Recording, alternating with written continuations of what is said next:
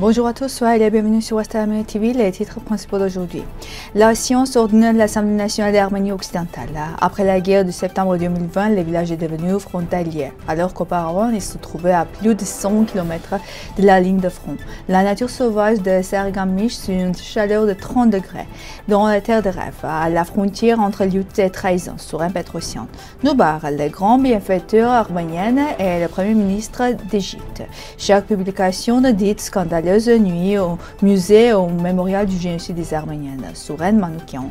Avec ses organisations partenaires, une lettre a été adressée aux États membres de l'OSCE appelant à ne pas suspendre l'activité du groupe de Minsk. Le ministre d'État du Royaume-Uni a rendu hommage à la mémoire des victimes du génocide des Arméniens.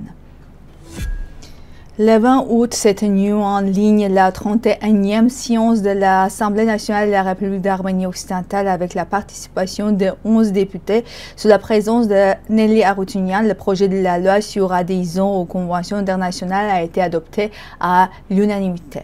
Des informations ont été présentées sur la 6e université d'État du Conseil national d'Arménie occidentale prévue le 31 août 2025 à Lyon, dédiée à la stratégie de défense des droits des peuples autochtones.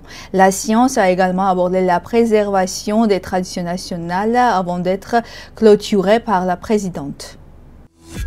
Yervart est un village historique de l'ancienne province de Syunik de la Grande Arménie dans le district de Musbach.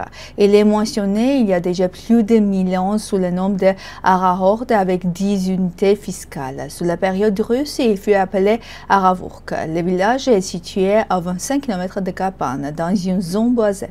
Après la guerre de septembre 2020, le village est devenu frontalier alors qu'auparavant, il se trouvait à plus de 100 km de la ligne de front. Malgré ce changement de situation, les habitants continuent de vivre et travailler sur leur terre natale.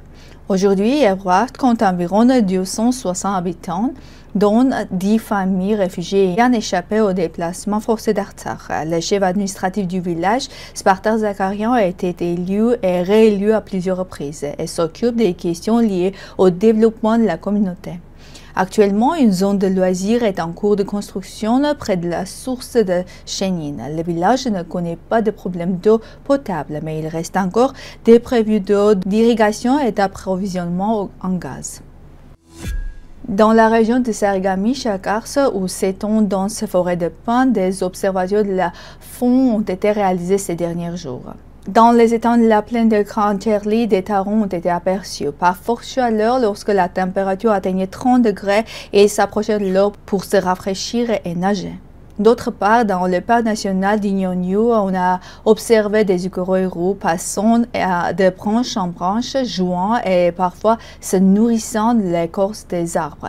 La nature de Sargamish demeure un refuge important pour la biodiversité animale malgré les températures élevées. En 1918, en Arménie occidentale, les Arméniens décidaient à construire leur État se tournèrent vers la question d'Erzinca. Située au carrefour stratégique reliant Tigranakert à la Mésopotamie, la ville avait été un centre religieux et culturel, berceau de figures comme Mokashti Shrimian et comptait près de 30 000 habitants, majoritairement arméniennes. La révolution rouge bouleversera l'équilibre. Les troupes russes quittèrent le front. Des officiers arméniens, dont Mourad de Sebasta, assurent alors la défense d'Erzinca. Le général Odig lui confiant la gestion des dépôts militaires et alimentaires. Boros Noubar, issu d'une famille arménienne de commerçants, devint au XIXe siècle réformateur en Égypte et son premier ministre, tout en défendant ardemment les rêves nationaux arméniens. Il initia la construction du canal de Suez, transformant le commerce mondial et renforçant le rôle international de l'Égypte. Formé ensuite, il devint conseiller de confiance des dirigeants égyptiens et convainquit le sultan ottoman d'investir dans le canal. Parallèlement, il s'engagea dans la vie communautaire arménienne, fondant une grande organisation caritative et défendant l'indépendance et l'autodétermination de l'Arménie.